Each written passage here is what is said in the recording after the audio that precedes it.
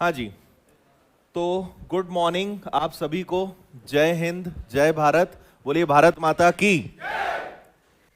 कैसा रहा संडे आप लोगों का? हाँ, अच्छा रहा? नहीं रहा? क्यों? ऑफलाइन में ज्यादा मजा आता है।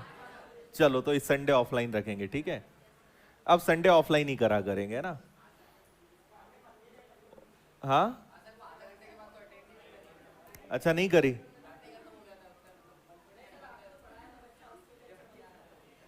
मजा आ रहा था। मुझे ऐसा लगता है कि घर पे बैठ के बढ़िया मस्त बिस्तर पे पड़े रहो, नहीं मजा आता।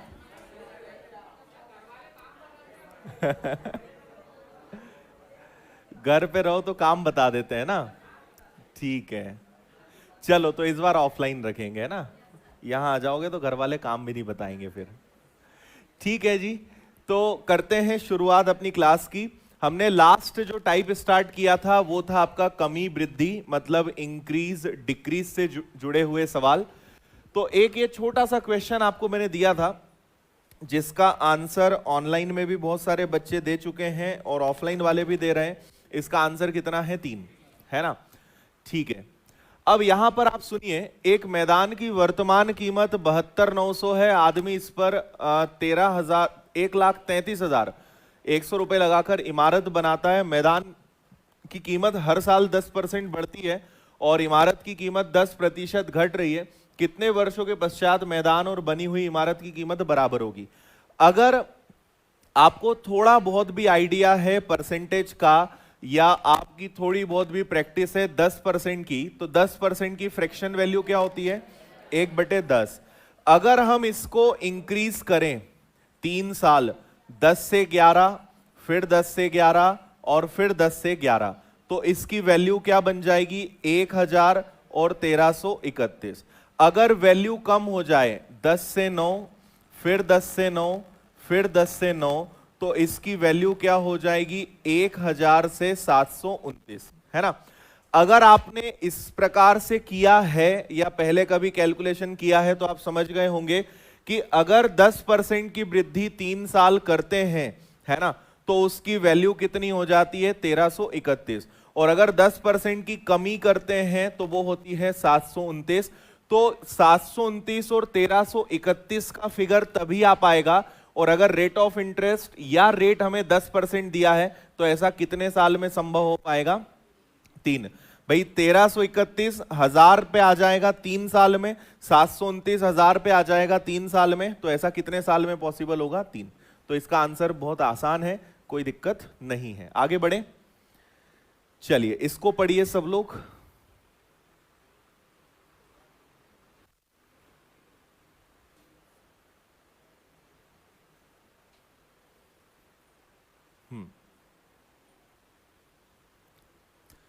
एक पेड़ की ऊंचाई हर साल 1/8 इंक्रीज होती है। पेड़ की ऊंचाई 8 मीटर हो तो 2 वर्ष में इसकी ऊंचाई में कितनी वृद्धि होगी?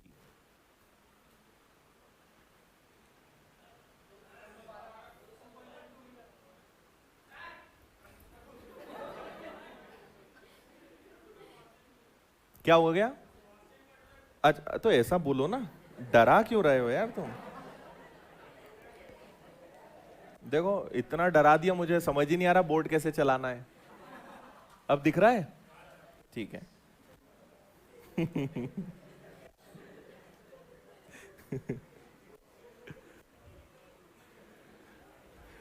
देखिए, एक पेड़ की ऊंचाई हर साल 1/8 बढ़ती है। आज उसकी ऊंचाई 8 है, 2 साल बाद क्या होगी? देखो, वो चाहते तो आपको 12.5% दे सकते थे, लेकिन उन्होंने आपको थोड़ी दया दिखाई और उन्होंने डायरेक्ट 1/8 दे दिया, तो बहुत अच्छी बात है ना। 1/8 का मतलब है कि अगर ऊंचाई 8 होगी तो 9 हो जाएगी, फिर 8 होगी तो 9 हो जाएगी। मतलब ऊंचाई अगर आज 64 है तो 81 हो जाएगी। 64 से 81 होने में कितने का इंक्रीमेंट आएगा? 17 का आएगा क्या? ठीक है।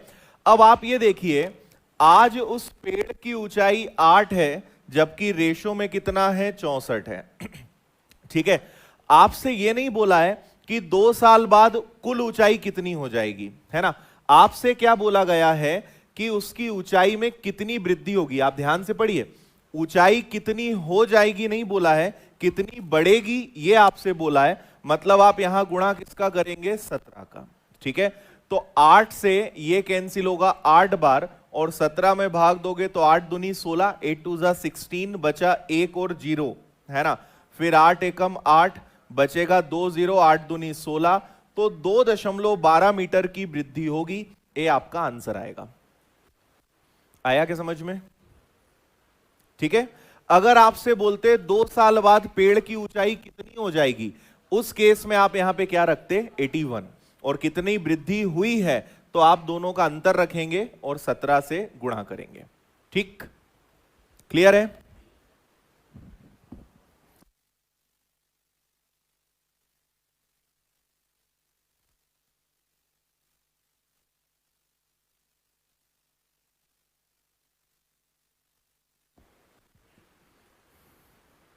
ठीक है, बढ़े आगे। चलो, इसके आगे कमी वृद्धि में ही हमारा जो अगला टाइप है, यह है आपके क्षेत्रफल और आयतन से जुड़ा हुआ, है ना। इसका थोड़ा सा आपको बेसिक बताता हूं, क्षेत्रफल और आयतन का। इंग्लिश में क्षेत्रफल मतलब एरिया और आयतन मतलब वॉल्यूम, है ना। आपका अपने आप में एक पूरा बड़ा चैप्टर है जिसका नाम है मेंसुरेशन, 2D और 3D उसमें हम पढ़ते हैं, लेकिन यहां पर उसके कमी वृद्धि से जुड़े हुए सवाल आते हैं। कमी वृद्धि से जुड़े हुए सवाल किस प्रकार के होते हैं वो थोड़ा आप ध्यान दीजिएगा। इसमें आप एक चीज समझते होंगे, आयत मतलब रेक्टेंगल, एक होता है आपका स्क्वायर, एक होता है आपका ट्राइंगल, एक होता है आपका क्यूब, ठीक है, जिसको बोलते हैं घन। दूसरा क्या होता है, क्यूबॉइड, जिसको क्या बोलते हैं, घनाभ। फिर क्या होता है, बेलन, बेलन मतलब सिलेंडर। फिर क्या होता है, शंकु मतलब कोण। फिर क्या होता है, गोला मतलब स्फीयर, है ना। तो ये इतने चीजों से जुड़े हुए इसमें सवाल बनते हैं कि आयतन में कितनी वृद्धि होगी या क्षेत्रफल में कितनी वृद्धि या कमी होगी। तो यहां पर आप समझिए, आपको लगेगा कि ये मेंसुरेशन का क्वेश्चन है, लेकिन हम इनके परसेंटेज, जब भी आपसे इनमें कमी वृद्धि, इंक्रीज डिक्रीज वाले जब भी क्वेश्चन आते हैं, तो आप उसे मेंसुरेशन का मत मानिएगा, आप मानिएगा कि ये परसेंटेज के ही क्वेश्चन है। और जैसे हम कमी वृद्धि वाले क्वेश्चंस कर रहे हैं, एज इट इज करना है। एक क्वेश्चन करते हैं फिर बात करते हैं, इसको देखिए आप एक बार।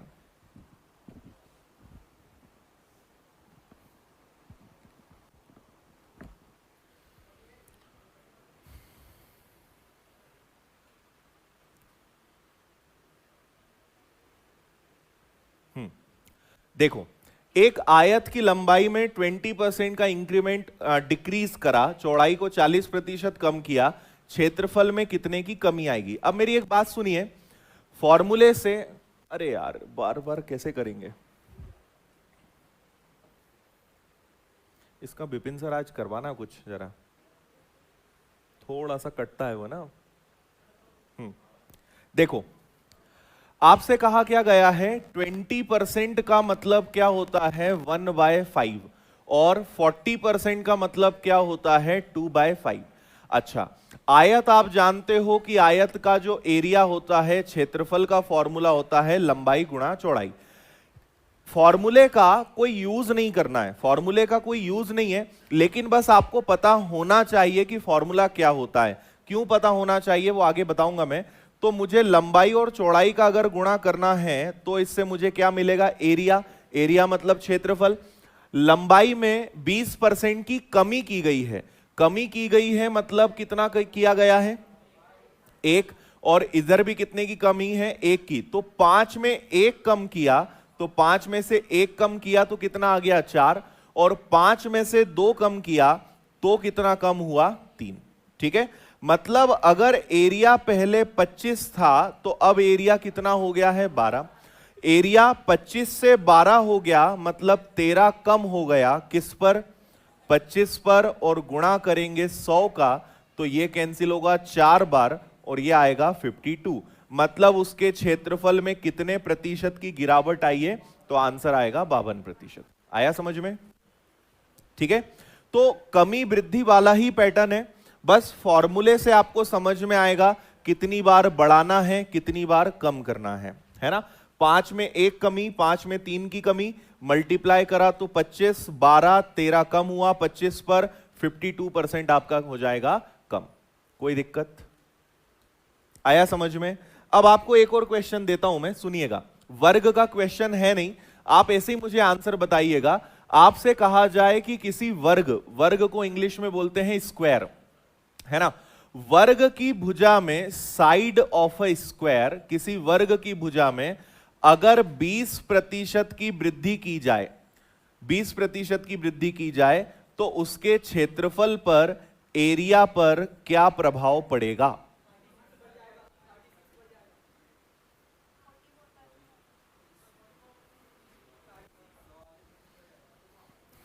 भुजा में 20% की वृद्धि की जाए तो उसके क्षेत्रफल पर क्या प्रभाव पड़ेगा?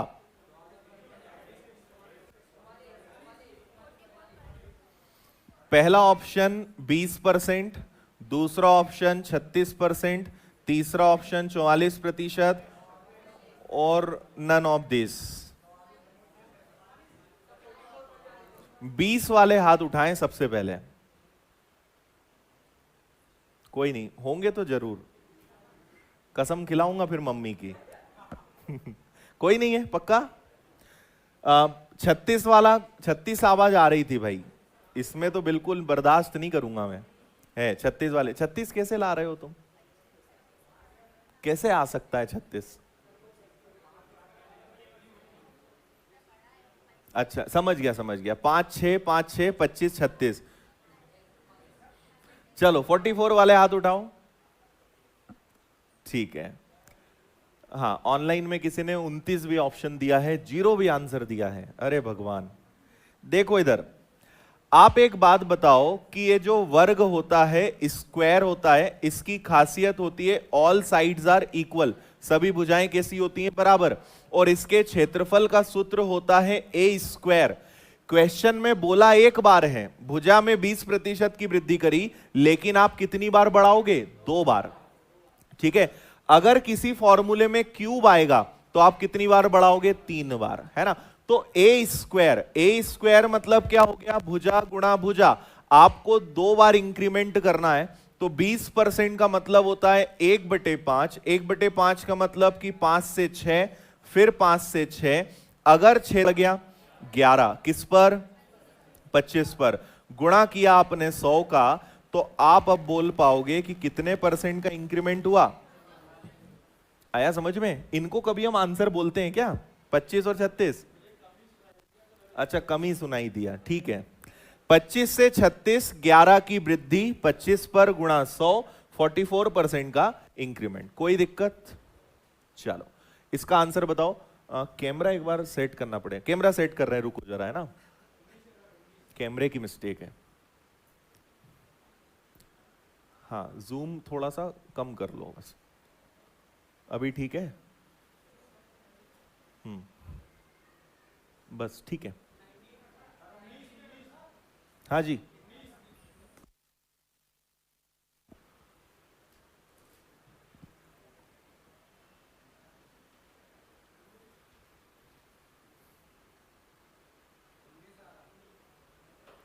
थोड़ा सा जूम कम कर दो, जूम कम कर दो, दिखने दो इधर थोड़ा बॉर्डर।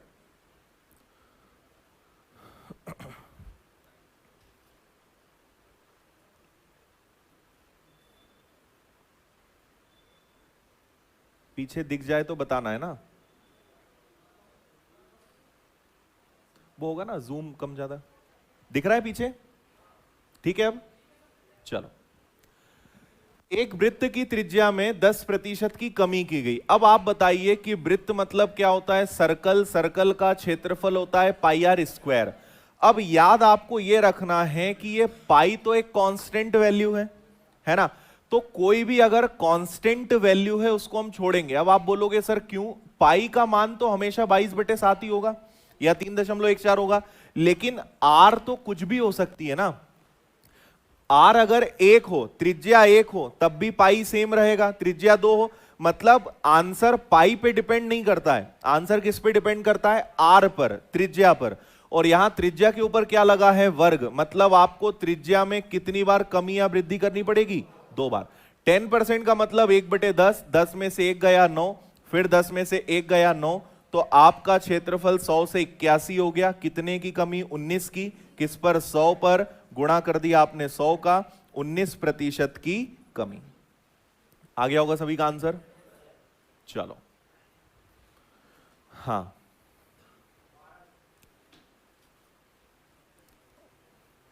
ठीक है भाई, ऑनलाइन वाले कोई दिक्कत तुम लोग को, तुमसे ही पूछ लेते हैं, बताओ। त्रिभुज के आधार में 10% की वृद्धि, ऊंचाई में 20% की कमी, क्षेत्रफल में कितनी प्रतिशत का परिवर्तन होगा? एकदम आसान।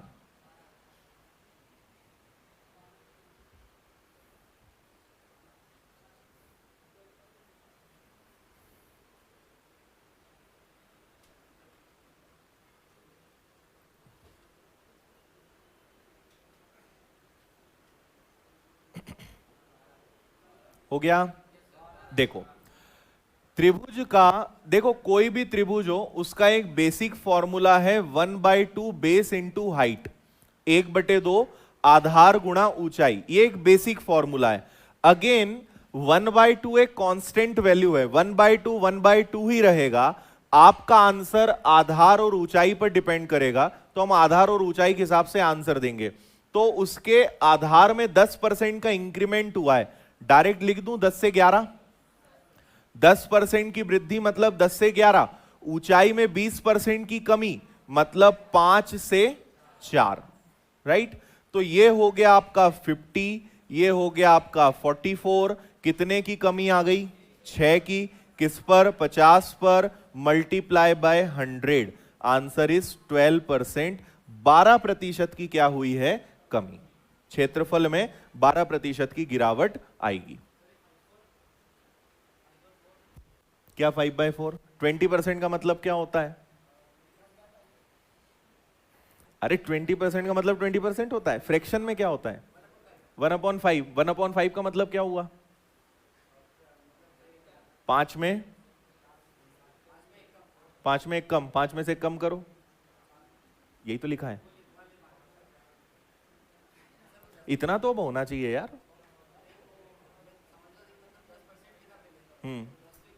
10 से 11 किया, और ऊंचाई में 20% की कमी है, 5 में से 1 कम किया, 5 और 4, इसलिए। चलिए आगे, घन।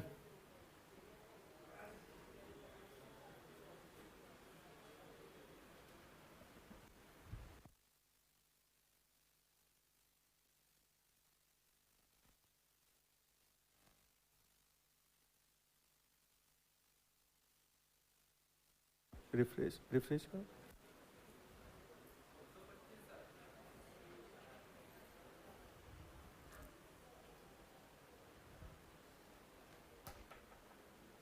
हो गया, कहां ध्यान है,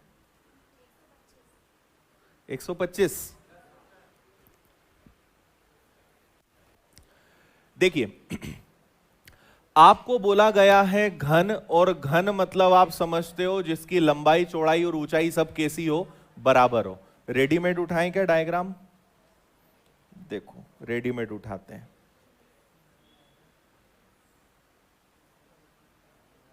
ये हो गया आपका घन, ठीक है, जो कलर करना हो वो कर।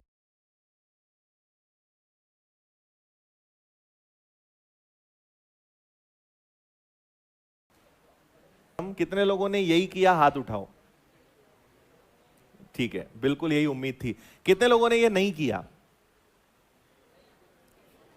और जिन्होंने दोनों में हाथ नहीं उठाया, हाँ चलो।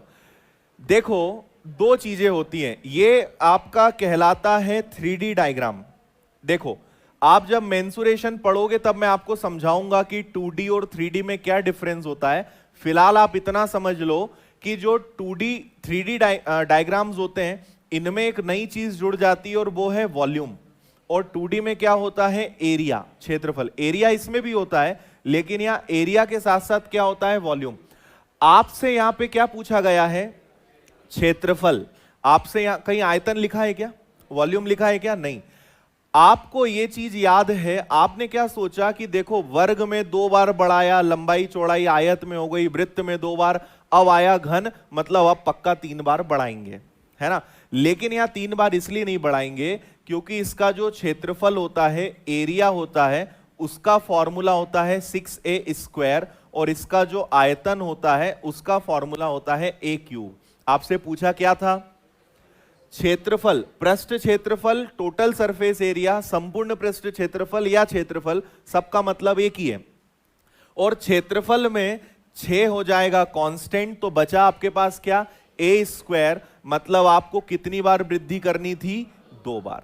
तो ये आ जाएगा 4, 4 से हो गया 9, कितने की वृद्धि? 5 की, 4 पर गुणा 100 का 125% का इंक्रीमेंट, ये आपका आंसर होगा। समझ गए? 3 बार क्यों नहीं बढ़ाना है? अगर आयतन बोलते, वॉल्यूम बोलते तो आप 3 बार बढ़ाते, क्षेत्रफल बोला है तो 2 बार बढ़ाएंगे। ठीक? पहले किया था, फिर कुछ लोगों ने सुधार भी लिया था। चलो आगे बढ़ जाएं। चलो, इसके बाद आपको थोड़े से मैं ऐसे ही क्वेश्चन बता देता हूं। एक बेलन का आपको बता देता हूं कि अगर बेलन से जुड़ा हुआ कोई क्वेश्चन आ जाए तो आप कैसे कर सकते हो, इसको थोड़ा सा देख लेते हैं। ठीक है, जैसे बेलन समझते हो? बेलन के उदाहरण दो तो जरा। रोटी वाला नहीं होता, नल है ना, ट्यूबलाइट की रॉड, ठीक है, ये सब बेलन के उदाहरण है। गैस सिलेंडर जो होता है ना, घरों में पानी की टंकी अगर गोलाकार है, ये ऐसी दिखने वाली चीजें क्या होती है? बेलन होती है ना। वो घर पे जो जिससे आपकी पिटाई होती है वो वाला बेलन नहीं है ना, ये वाला बेलन होता है। और इसको मेंसुरेशन में मैं सिखाऊंगा, लेकिन जो तार होता है, सिक्का होता है, कॉइन, ये भी इसी के उदाहरण है। चलो, इससे जो सवाल पूछा जाता है वो पूछा जाता है वॉल्यूम का, और इसके वॉल्यूम का फॉर्मूला होता है πr²h। मैंने आपको एक सवाल दिया कि एक बेलन की त्रिज्या, रेडियस ऑफ सिलेंडर, बेलन की त्रिज्या में 10% की वृद्धि हुई और उसकी ऊंचाई में 20% की वृद्धि हुई, तो जल्दी से सब लोग बताएंगे उसके वॉल्यूम पर क्या असर पड़ेगा। त्रिज्या में 10% की वृद्धि, रेडियस इंक्रीज्ड बाय 10%, और हाइट में 20% की वृद्धि हुई, उसके आयतन पर क्या प्रभाव पड़ेगा? आयतन का सूत्र मैं पहले ही बता चुका हूं।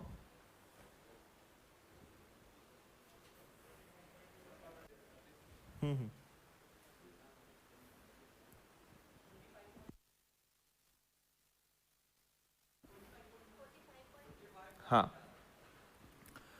अब देखो वापस वही बात है, आप एक चीज समझेंगे कि पाई यहां पे हो गई कांस्टेंट, तो आपके पास बचा क्या? r²h, मतलब त्रिज्या को 2 बार और ऊंचाई को 1 बार।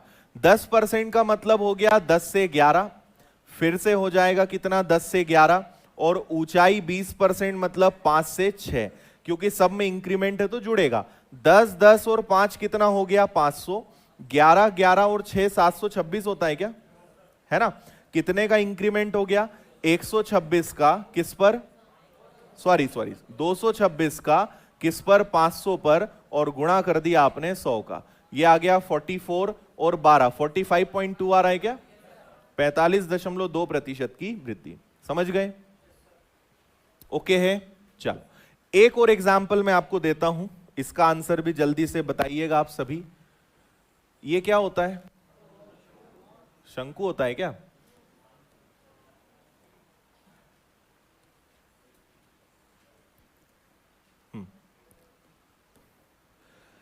तो मान लीजिए मैंने आपसे कहा,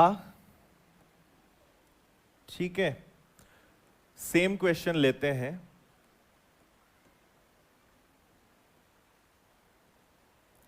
मैंने आपसे कहा कि किसी शंकु की त्रिज्या में 10% की वृद्धि हुई और हाइट में 20% का इंक्रीमेंट हुआ, तो इसके वॉल्यूम पर क्या प्रभाव पड़ेगा?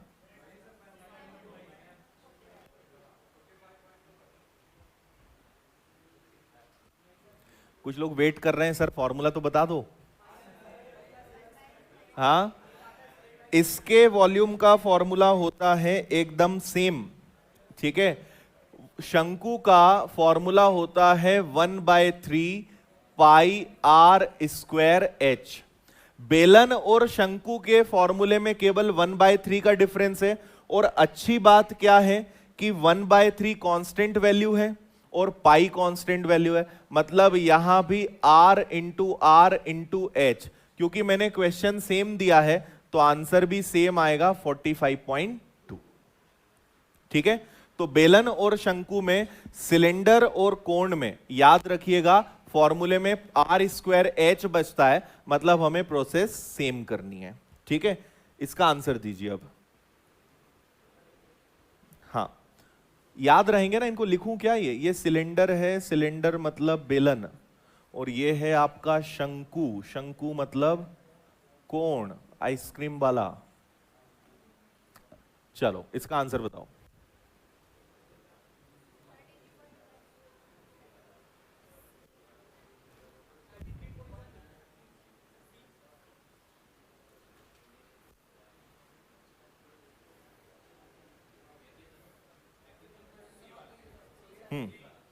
देखो, एक गोले की त्रिज्या अगर 10% बढ़ा दी जाए, 10% बढ़ाने का मतलब, पहले तो ये बताओ कि गोला कैसा होता है?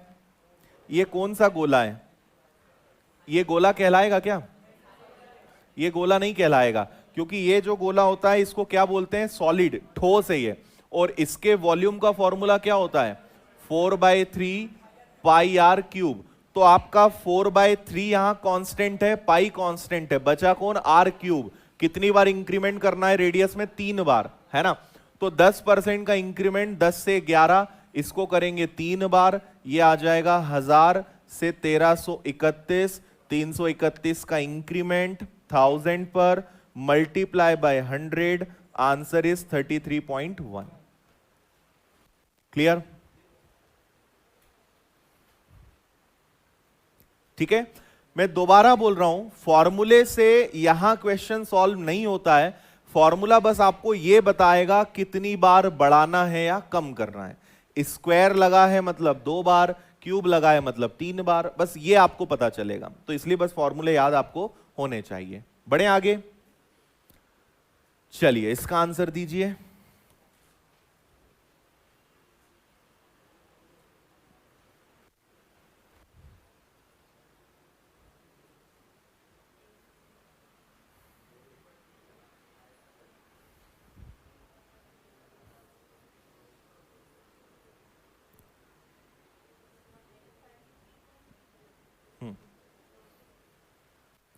ये पता है कौन सा क्वेश्चन है? आपको मैंने लास्ट क्लास में चीनी शक्कर वाला क्वेश्चन कराया था, पेट्रोल वाला क्वेश्चन कराया था। ये वही सवाल है, बस भाषा यहां पे बदल रही है। आयत में 50% की वृद्धि हो गई तो चौड़ाई कितनी कम करें कि खर्च अपरिवर्तित रहे? याद आया? क्षेत्रफल अपरिवर्तित रहे। तो यहां पे आप बताइए कि 50% का मतलब क्या होता है? 1/2। लेंथ जो है, लंबाई 2 से 3 हो गई, तो एक्चुअल में क्या होगा कि चौड़ाई को 3 से 2 करना पड़ेगा। ये बोला नहीं है, ये मैं मन से लिख रहा हूं।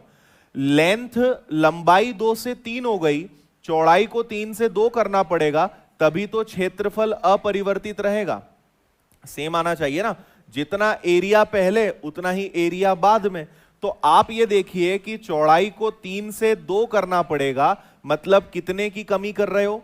1 की। किस पे कर रहे हो? 3 पर, मल्टीप्लाई बाय 100, ये आएगा आपका 33.33%। ये तो मैंने आपको समझाया, आपको इतना भी नहीं करना था। आपने लेंथ को 2 से 3 करा है तो ब्रेड्थ को 3 से 2 करना पड़ेगा। 3 से 2 मतलब 1 कम, किस पर?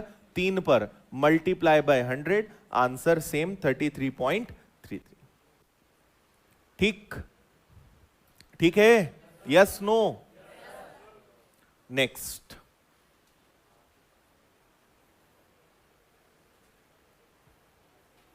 करिए इसको।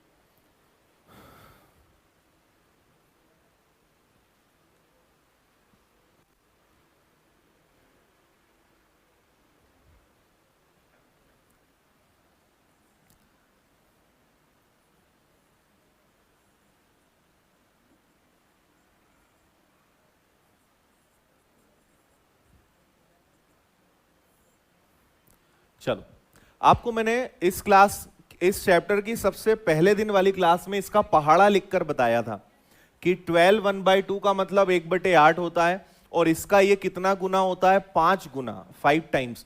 तो इसका अगर 5 गुना करोगे तो इसका भी 5 गुना करना पड़ेगा, मतलब ये क्या होगा, 5/8। 12 1/2% का 5 गुना है ये 62 1/2%, तो इसका भी आप 5 गुना करोगे, 5/8। तो हमें पता चल गया कि इसकी फ्रैक्शन वैल्यू कितनी है, 5/8। और 7 9/13 तो याद होगा ना, क्या मतलब है इसका, 1/13। चलो, तो आप ये बताइए कि आयत में लंबाई में वृद्धि करिए, तो लेंथ क्या मानेंगे कि अगर 8 थी तो उसमें कितने का इंक्रीमेंट हुआ है, 5 का, वो क्या बन गई, 13। और चौड़ाई में क्या परिवर्तन किया गया है, कम कर दिए, 13 पर 1 कम कर दिया, मतलब 13 से क्या कर दिया, 12 कर दिया। यही बोल रहे हैं क्या? तो यहां पे ये कैंसिल हो जाएगा क्या, और 4 से ये 2 बार और 4 से ये 3 बार हो जाएगा, तो एरिया 2 से 3 हो गया, कितना बढ़ गया, 1/2, 50% का इंक्रीमेंट। ये आंसर है आपका डी। आया समझ में? नहीं आया? क्या समझ नहीं आया बताओ, बताओ कहां समझ नहीं आया, मैं बताता हूं, पूरा बताऊं फिर से। देखो, ये एक अलग चीज है, ये अलग चीज है, ये तो हम कर ही रहे थे।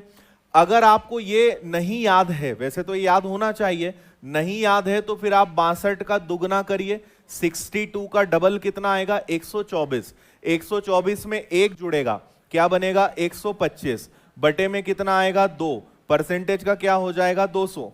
और इसको आप सॉल्व कर लो, तो 25 से कैंसिल होगा 5 बार, 25 से कैंसिल होगा 8 बार, ऐसे बना। ठीक है, अब आपको क्या करना है कि लेंथ 8 थी, 5 बढ़ गई, 8 से बढ़कर 5 जुड़कर कितनी हो गई, 13, और उसकी चौड़ाई 13 पे 1 कम हो गई, 13 से क्या हो गई, 12। 13 से 13 कैंसिल, 4 से 2 बार, 4 से 3 बार, 2 से 3, 1 का इंक्रीमेंट 2 पर 50% का इंक्रीमेंट होगा। डी आपका आंसर आएगा। क्लियर? अभी भी आया कि नहीं आया? आ गया? इसको करिए।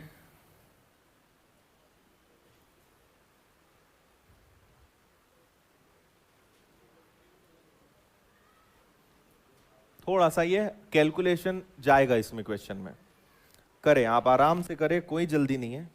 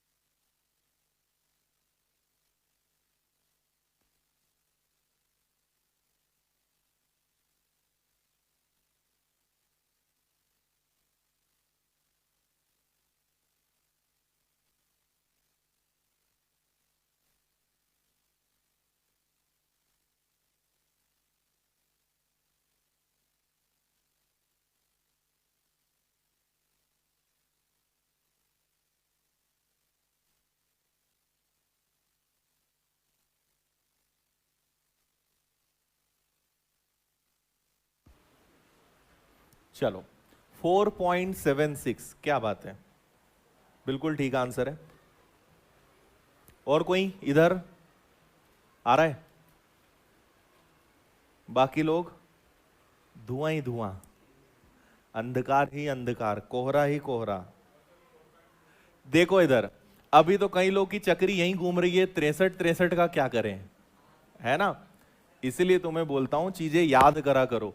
अगर आपको पता होता कि 9.09 का मतलब क्या होता है, बोलो, 1/11 होता है, और अगर इसका मैं 7 गुना कर दूं, सोचो 9.09 का 7 गुना कर दूं तो ये क्या बनेगा, 7/11। तो मुझे पता चल गया कि 63.63 का मतलब क्या होता है 7/11। हमेशा याद रखना, देखो 1/11 का मतलब 9.09, 2/11 का मतलब क्या होगा पता है 18.18, 3/11 का मतलब क्या होगा पता है 27.27। आ रही बात समझ में? इसका पहाड़ा चलेगा भाई, 9 एकम 9, 9 दूनी 18, 9 तिया 27, इधर भी 18 27 चलता जाएगा। तो सोचो जरा कि जब मैं इसमें 7 का गुणा करूंगा तो ये बनेगा आपका 7/11 और ये क्या बनेगा 63। तो अगर कभी भी डिजिट सेम आए 18 18, 27 27, 45 45, इसका मतलब क्या है कि वो 9.09 मतलब 1/11 का पहाड़ा चल रहा है। समझ गए? अगली बार पहचान लोगे। अच्छा, दूसरा क्या दिया है? दूसरा दिया है आपको 41 2/3। तो आप बिल्कुल परेशान मत लो, आप तो इसको सॉल्व करो। वैसे ये 41 का 3 गुना कितना हो जाएगा 123 और 2 125, 300 आ गया, 25 से कैंसिल कर दो 5 बार और ये 12 बार। और आप अगर यहां पर इसको ऐसे अगर पकड़ते, ये आपको 41 दिख रहा है ना, आप बोलते कि सर 1/12 का मतलब क्या होता है? 1/12 का मतलब क्या होता है 8 1/3। तो ये इसका 5 गुना है। इसका अगर आपने 5 गुना किया ना तो इसका 5 गुना क्या आएगा, यही आएगा 41 2/3। खैर इतना आपको नहीं जाना है तो आप इससे करिए। दोनों चीजें पता चल गई। अब आ जाओ प्रश्न पे। आपसे कहा है ऊंचाई को कितना बढ़ाया जाए कि आयतन स्थिर रहे। देखिए घनाभ मतलब लंबाई गुणा चौड़ाई गुणा ऊंचाई। याद है सभी को formula L into b into h, लंबाई गुणा चौड़ाई गुणा ऊंचाई। तो आपने लंबाई को बढ़ाया, 11 पे 7 बढ़ाया मतलब 11 से कितना कर दिया 18 कर दिया। चौड़ाई को आपने कम किया, 12 में 5 कम किया, 12 में 5 कम किया तो बोलो कितना 7। और ऊंचाई में कितना परिवर्तन करें, ऊंचाई को आप कुछ नहीं तो 10 मान लो और यहां पर जो भी आए। अब आप समझना, इनका गुणा करने पे जो आएगा वो इनके गुणा के बराबर होगा। क्यों बराबर होगा? क्योंकि उन्होंने बोला है आयतन स्थिर रहे। यहां पे क्या है वॉल्यूम रिमेन्स सेम या कांस्टेंट, मतलब इनका गुणा करने पे जो भी आए वो इनके गुणा करने के बराबर आना चाहिए। हां या ना? इतनी बात समझ में आ रही है? अब यहां आप 10 की जगह कुछ भी लिख लो, आप चाहो तो इसको 1 लिख लो, चाहो तो 2 लिख लो, जो मर्जी आए वो लिख लो, क्योंकि जो मानोगे उसके हिसाब से यहां पे वैल्यू आ जाएगी। भाई ऊंचाई में क्या परिवर्तन करें ये तो हमें पता नहीं है ना। अगर वृद्धि होगी तो 10 से बड़ा आ जाएगा, कमी होगी तो 10 से छोटा आ जाएगा, देखा जाएगा जो आएगा। अच्छा, कुछ कैंसिल होने लायक है क्या?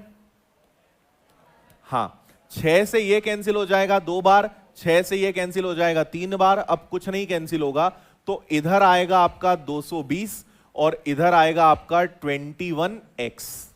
इतना समझ में आया? आया? चलो x की वैल्यू निकालो। कैसे निकालोगे? ये कैलकुलेटिव है, मेंस का सवाल है और आपको इतनी मेहनत तो करनी ही पड़ेगी।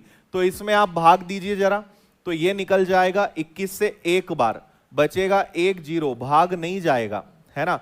फिर अब जाएगा कितनी बार 4 बार, 21 का 4 गुना 84, बचेगा आपका कितना 16, मतलब 21 से कितनी बार भाग दे दोगे 6 बार, 7 बार तो ज्यादा हो जाएगा ना, नहीं होगा, हो जाएगा 7 बार। 7 बार के बाद कितना हो गया 13 बचा है ना। अब कितनी बार भाग दे सकते हो 6 बार, इतना काफी है। ये आंसर आ गया आपका। आंसर नहीं आया मतलब आंसर नहीं आया अभी क्या आया x की वैल्यू आई है, मतलब कि यहां पर क्या आएगा ऊंचाई 10 से x हो गई। मतलब ये मैं आपको यहां समझाता हूं ये आया क्या है। इसका मतलब ये है कि जो ऊंचाई है अगर पहले 10 थी तो अब वो हो गई है 10.476। अगर ऊंचाई पहले 10 थी तो अब कितनी हो गई है 10.476। कितने का डिफरेंस आया 476 का, किस पर 10 पर, मल्टीप्लाई बाय 100। तो 0 से 0 कटा, ये आएगा आपका 4.76% का इंक्रीमेंट। सी आंसर है। समझ में तो नहीं आया? आया कि नहीं आया? ये समझ में आया 7/11 क्या है? जो पूछते जाऊं वो बताते जाना। 7/11 समझ में आया? ठीक है। 5/12 समझ में आया? ठीक है। आपसे बोला है कि लंबाई में इंक्रीमेंट है, तो 11 पे 7 का इंक्रीमेंट हुआ तो 11 से 18। चौड़ाई में कमी करी है तो 12 में से 5 गया 7। ऊंचाई में क्या करें, तो आप जब ना पता हो तो आप वहां 10 लिख लेना, आपकी मर्जी आए 100 लिख लो, 20 लिख लो, 30 लिख लो, जो इच्छा है वो लिखो, आंसर कभी चेंज नहीं आएगा। मैंने 10 लिख लिया, ऊंचाई 10 थी पर वो कुछ ना कुछ बाद में हो जाएगी। ये कैंसिल हुआ 2 बार, ये 3 बार, 220 और ये, और दोनों बराबर क्यों होंगे, क्योंकि दोनों केस में आयतन क्या है, बराबर है, सेम है, जितना वॉल्यूम पहले था उतना ही अभी है। 220 अगर 21x के बराबर है तो x की वैल्यू ये आई, मतलब यहां पर क्या आना चाहिए, यहां पर आना चाहिए 10.476। मतलब ऊंचाई अगर पहले 10 थी तो वो अब कितनी हो गई है, 10.476। तो ये वृद्धि हुई या कमी हुई, वृद्धि हुई है, कितने की, ये आ गया आपका, ये कर लोगे ना कैलकुलेशन इतना तो, ठीक है। तो इतने का इंक्रीमेंट हुआ 10 पर मल्टीप्लाई बाय 100, इसको आप सॉल्व करेंगे, कितना आंसर आएगा, 4.76% का इंक्रीमेंट। क्लियर है यहां तक सभी को? हम्म हम्म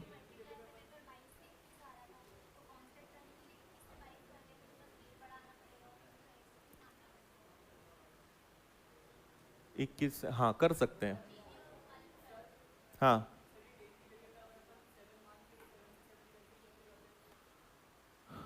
कर सकते हैं। उससे अच्छा फिर ये आपके लिए और रहेगा कि आप इसको अगर ना करें, देखो एक तरीका और क्या हो सकता है, ये भी ठीक है, इतने अगर कैलकुलेशन से बचना है तो हम इसको कुछ ना माने बिना भी कर सकते हैं।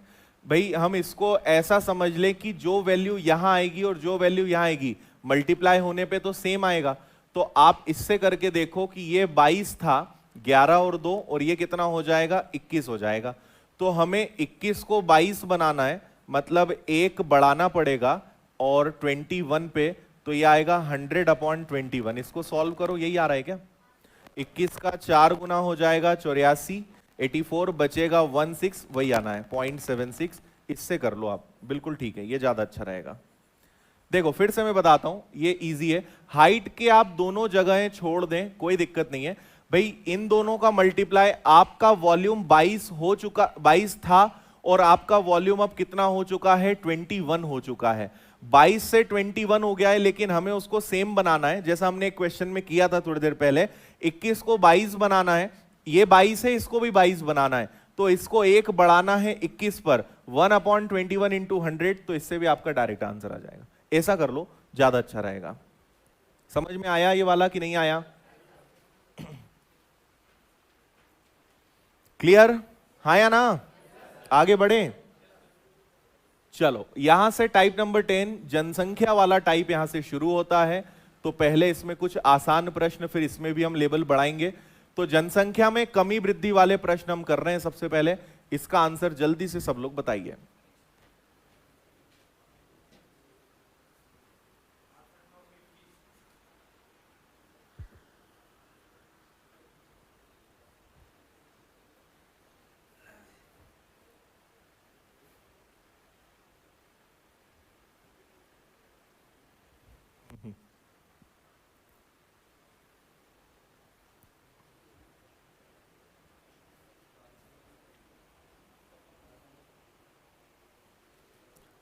बनेगा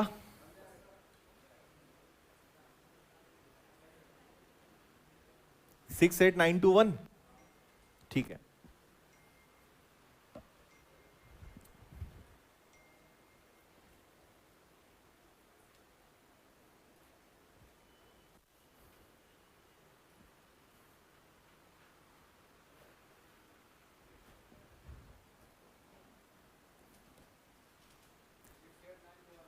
देखो कभी भी आप ध्यान रखिए, दो चीजें बताता हूं मैं।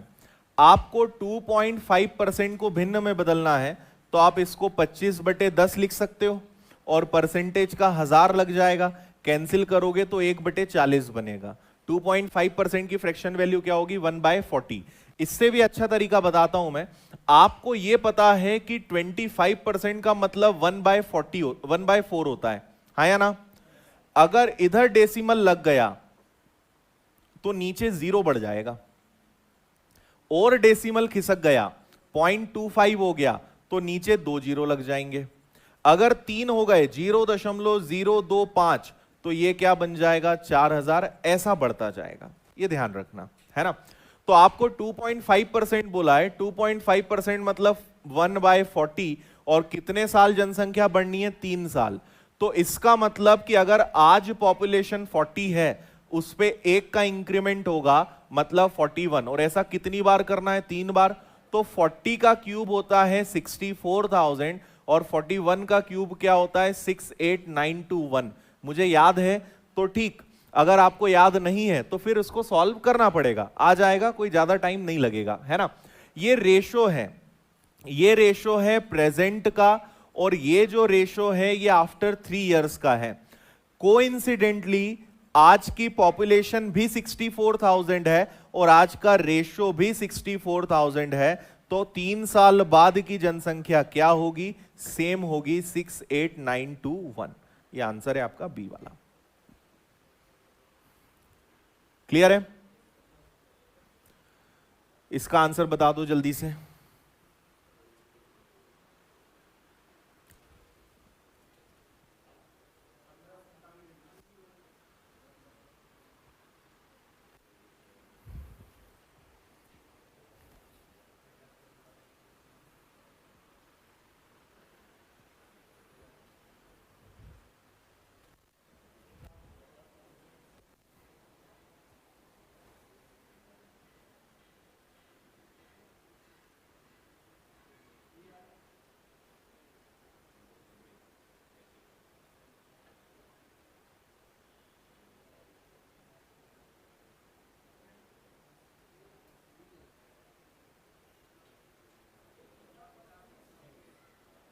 हाँ जी,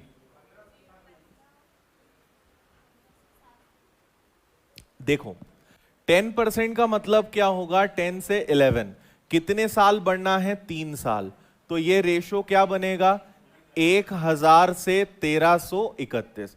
आज पॉपुलेशन कितनी है 1,20,000 और रेशो में कितनी है 1000। 3 साल बाद की पॉपुलेशन क्या होगी, तो इसी से मल्टीप्लाई करेंगे, है ना।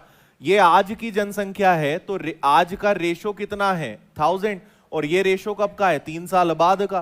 3 जीरो से 3 जीरो गए, 12 का गुणा करना है बस आपको। 36 37 का 7 कैरी हो जाएगा 3, 36 39 9 फिर से 3 15, 159720 आ रहा है क्या बी। ठीक है, आया समझ में, है ना। 10%, 10 से 11, 3 साल का क्वेश्चन है, 3 बार लिखो या डायरेक्ट क्यूब कर दो। 1000 1331, इसको 1000 से डिवाइड करो क्योंकि आज की जनसंख्या है, 3 साल बाद का पूछा है, 1331 से मल्टीप्लाई करेंगे। इसका आंसर बताओ।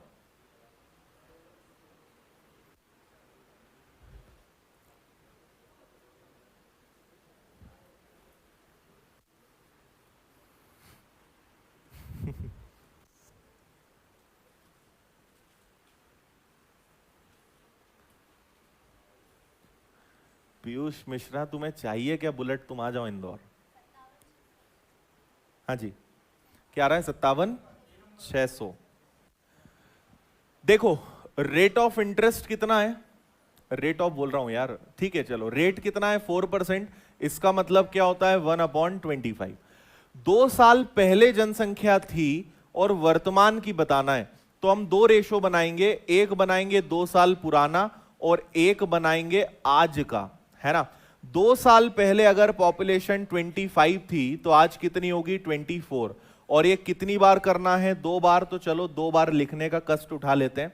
इसका मल्टीप्लाई करोगे 625, इसका मल्टीप्लाई करोगे 576। नाउ 62500, क्योंकि 2 साल पुरानी जनसंख्या है तो भाग भी 2 साल पुराने वाले रेशो का देंगे, और आज का पूछा है तो आज से मल्टीप्लाई करोगे, कैंसिल होगा 100, 57600 is right answer A. Clear? चलो इतने पे ही रुकते हैं, ये आपका होमवर्क रहेगा, यहां से टाइप चेंज है, आप फिर भी इसको करने की कोशिश कीजिएगा। ये मिश्रण मिक्सचर एलिगेशन वाले पैटर्न से सॉल्व होता है, तो एक ये वाला क्वेश्चन, एक ये वाला क्वेश्चन, बस ये 2 क्वेश्चंस मैं आपको होमवर्क में दूंगा, बाकी इसके आगे फिर कल करते हैं। हाँ, ले लो इसकी फोटो। ठीक है, मजा आया आज? तो बाकी कल करते हैं। बहुत बहुत धन्यवाद आप सभी का। आपका दिन शुभ हो। जय हिंद, जय भारत। बोलिए भारत माता की। चलो, कल मुलाकात होती है फिर।